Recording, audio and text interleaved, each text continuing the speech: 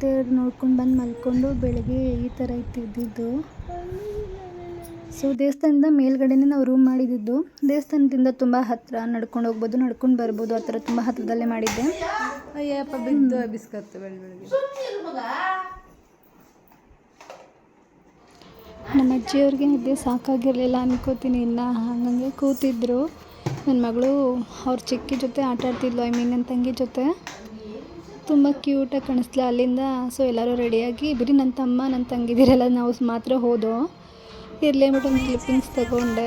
ಹಾಗೆಯೇ ಎಲ್ಲರೂ ವಿಭೂತಿ ಪಟ್ಟೆ ಇಳಿಸ್ಕೊಂಡು ಮಾದಪ್ಪನ ನೋಡೋಕ್ಕೆ ಹೊರಟು. ನನ್ನ ಮಗಳಿಗೆ ಬೇಡ, ಪಟ್ಟೆ ಇಳಿಸ್ಕೋಬೇಡ, ಕೂದಲುಗೆಲ್ಲ ಆಗುತ್ತೆ, ಒಂದು ಬೊಟ್ಟಿಕ್ಕಿಸ್ಕೊಂಡ್ರೆ ಒಂದು ಬೊಟ್ಟಿಕ್ಕಿಸ್ಕೊಂಡ್ಲು.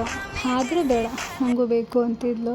ಹಾಗೆ ನನ್ನ ತಮ್ಮ ನನ್ನ ತಂಗಿ ಎಲ್ಲರೂ ಹೀಗೆ ಬೊಟ್ಟಿಕ್ಕಿಸ್ಕೊಂಡ್ರು. ಆಮೇಲೆ ತಿರ್ಗಾ ಅದು ಬಿಡ್ದಂಗೆ ನಾಮ ಇಳಿಸ್ಕೊಂಡ್ಲು ವಿಭೂತಿ. ಸೊ ವಿಭೂತಿ ಇಳಿಸ್ಕೊಂಡಾದ್ಮೇಲೆ ಸೊ ನೋಡಿ ಹಾಗೆ ವಿಭೂತಿ ಇಳಿಸ್ಕೋತಾಳೆ. ಅವ್ರಿಗೆ ಕನ್ಫ್ಯೂಸ್ ಆಗೋಯಿತು, ಯಾವ್ದಾರು ಇವಳು ಸಾಕಾಗಿತ್ತು. ಹಾಗೆ ಎಕ್ಕಿಸ್ಕೊಂಡು ಒಂದು ರೌಂಡ್ ಬರುವ ದೇವಸ್ಥಾನ ಅಂದ್ಕೊಂಡು ರೌಂಡ್ ಹಾಕಕ್ಕೆ ಹೊರಟು. ಮೇಡಮ್ ತುಂಬ ಡೀಸೆಂಟಾಗಿ ಕೈ ಕಟ್ಕೊಂಡು ಬರ್ತಾರೆ ಹಿಂದ್ಗಡೆ. ನನ್ನ ಮಗಳಂತೂ ಸಖತ್ ಕ್ಯೂಟಾಗಿ ಕಾಣ್ತಿಲ್ಲ ಅವತ್ತು. ಹಂಗೆ ಆನೆ ನೋಡೋಕೆ ಹೋಗಿದ್ದು ಪ್ಯಾಕ್ ಮಾಡಿಬಿಟ್ಟಿದ್ರು ಆನೆನ ಟಾರ್ಪಲಲ್ಲಿ. ಆಮೇಲೆ ನಾವು ಹೋಗೋದಕ್ಕೂ ಅದು ಬಿಚ್ಚೋದಕ್ಕೂ ಒಂದೇ ಆಯಿತು. ಸೊ ಅವಾಗ ತಾನೇ ಬಿಚ್ಚಿದ್ರು, ಮೇವು ಎಲ್ಲ ತಿಂದು ನಿಂತಿದ್ರು ಗಜರಾಜ. ಸೊ ಹಾಗೆ ಆನೆ ನೋಡ್ಕೊಂಡು ಹಾಗೆ ಬಂದು ನಮ್ಮ ಅಜ್ಜಿ ಪಂಜತ್ತಿಸ್ತೀನಿ ದೇವಸ್ಥಾನ ರೌಂಡು ಬರಲಿ ನನ್ನ ಮೊಮ್ಮಗಳು ಅಂತ ಅಂದ್ಬಿಟ್ಟು ಇದು ಮಾಡಿದ್ರು. ಸೊ ಹಾಗೆ ಅವಳು ರೌಂಡ್ ಹೊಡಿತಾ ಇದ್ಲು ದೇವಸ್ಥಾನ. ಒಂದು ರೌಂಡ್ ಬಂದಳು. ಅದು ದೇವಸ್ಥಾನ ಸುತ್ತ ಅದು ಹಾಗೆ ಉರಿತಾ ಇತ್ತಂತೆ. ನನ್ನ ಮೊಮ್ಮಗಳು ಎಷ್ಟು ಸತ್ಯ ಹೊರಟಿದ್ದೆ. ನಂಜನಗೂಡು, ಇದು ಕಪಿಲಾ ನದಿ. ಸೊ ಜಲ ಹೊಳೆ, ಅಲ್ಲಿ ಗಂಗೆ ಪೂಜೆ ಮಾಡ್ತಾಯಿದ್ದೋ. ಆದರೆ ನಮ್ಮಪ್ಪ ನಮ್ಮಮ್ಮ ಎಲ್ಲ ಹೋಗಿರೋ ಗಂಗೆ ಪೂಜೆ ಮಾಡ್ತಿದ್ದೋ, ಆಗಲಿಲ್ಲ. ಸೊ ಬರೀ ಪ್ರೋಕ್ಷಣೆ ಮಾಡಿಕೊಂಡು ನೀರನ್ನ ಅಲ್ಲಿಂದ ಹೊರಟು ನಂಜನಗೂಡಿಗೆ. ಸೊ ದೇವಸ್ಥಾನದ ಹತ್ರಕ್ಕೆ, ಹೊಳೆಯಿಂದ ದೇವಸ್ಥಾನದ ಹತ್ರಕ್ಕೆ ಹೊರಟು.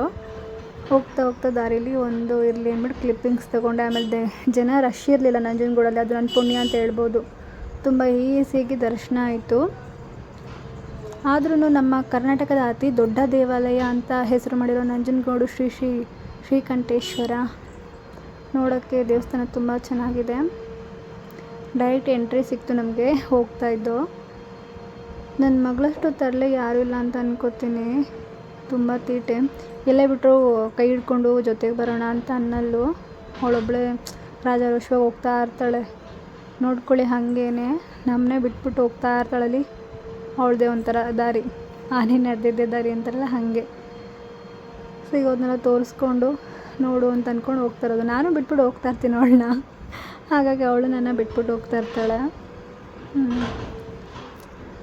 ಪಶೂನಾಂ ಪತಿಂ ಪಾಪನಾಶಂ ಪರೇಶಂ ಗಜೇಂದ್ರಸ್ಯ ಕೃತ್ತಿಂ ವಸಾನಂ ವರೇಣ್ಯಂ ಜಟಾಜೂಟ ಮಧ್ಯೆ ಸ್ಫುರದ್ಗಾಂಗವಾರಿಂ ಮಹಾದೇವಮೇಕಂ ಸ್ಮರಾಮಿ ಸ್ಮರಾರಿ.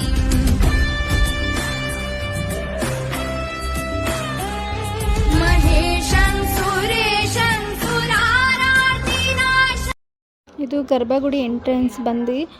ಸೊ ನಂಜನಗೂಡಲ್ಲಿ ಫೋಟೋಸ್ ವಿಡಿಯೋ ಅಲೋ ಇಲ್ಲ. ಬಟ್ ನಾನು ಚಿಕ್ಕ ಫುಟೇಜ್ ತಗೊಂಡೆ ಇರಲಿ ಅಂತ ಅಂದ್ಬಿಟ್ಟು. ಬಟ್ ಕ್ಯಾಮ್ರಾ ಅಲೋ ಇಲ್ಲ, ಪ್ಲೀಸ್ ಯಾರೂ ಮಾಡೋಕ್ಕೆ ಹೋಗಬೇಡಿ. ಸೊ ದರ್ಶನ ಆಯಿತು. ಹಾಗೆ ಈ ಥರ ಒಂದೊಂದೇ ದೇವರುಗಳು ಸಾಲಾಗಿ ಸಿಗ್ತಾ ಹೋಗ್ತಾ ಇರ್ತವೆ ನೋಡೋಕ್ಕೆ ಹೋದರೆ.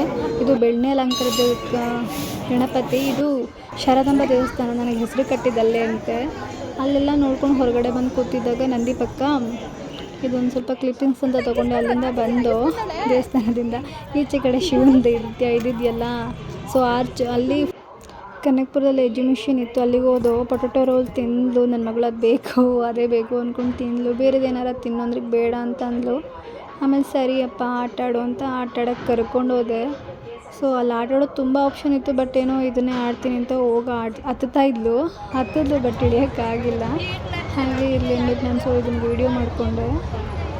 ಹೆಣ್ಮಕ್ಳಿಗೆ ಬೇಕಾಗಿರೋ ಪ್ರತಿಯೊಂದು ಬಳೆಯ ಐಟಮ್ಸು, ಕ್ಲಿಪ್ಸು, ಮನೆಗೆ ಬೇಕಾಗಿರೋ ಐಟಮ್ಸ್ ಎಲ್ಲ ಸಿಗುತ್ತೆ. ಸೊ ಇದನ್ನು ಆಟ ಆಡ್ಕೊಂಡು ಇದು ಮಾಡ್ಕೊಂಡು ನನ್ನ ಮಗಳು ಹಾಗೇ ಮೇಲೆ ಕತ್ತಲು, ಬಟ್ ಕೆಳಗಡೆ ಇಳಿಬೇಕಾದ್ರೆ ತುಂಬ ಹೆದರ್ಕೊಂಡ್ಲು ಅಂತ ಅನ್ಕೋತೀನಿ. ಫಸ್ಟ್ ಟೈಮು ಈ ಥರ ಆಟ ಆಡಿದ್ದು. ಅದಕ್ಕೆ ಮುಂಚೆ ಎಲ್ಲ ಬೇರೆ ಥರ ಆಟ ಆಡಿದ್ದಾಳೆ, ಬಟ್ ಈ ಥರ ಪಿರಮಿಡ್ ಮೇಲೆಲ್ಲ ಹತ್ತಿರಲಿಲ್ಲ. ಅಲ್ಲಿ ಸಿಕ್ಕಾಪಟ್ಟೆ ಹೆದರ್ಕೋತಾವಳೆ, ಯಾಕೆ ಅಂತ ಗೊತ್ತಿಲ್ಲ. ಕೆಳಗಡೆ ಆಟ ಆಡೋಕ್ಕೆ ತುಂಬ ಇಷ್ಟಪಡ್ತಾಳೆ ಮೇಲ್ಗಡೆ ಹತ್ತೋಕ್ಕಿಂತ.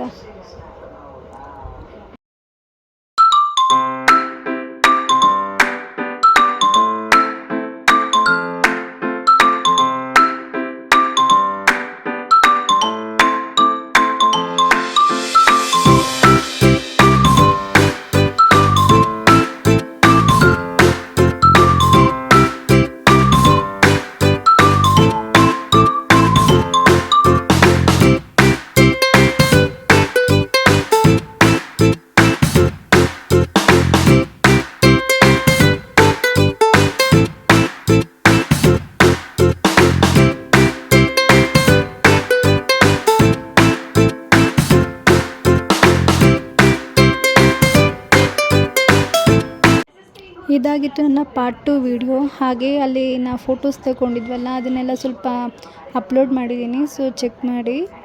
ಹಾಗೆ ಆ್ಯಂಡ್ ಟೇಕ್ ಕೇರ್, ಬಾಯ್.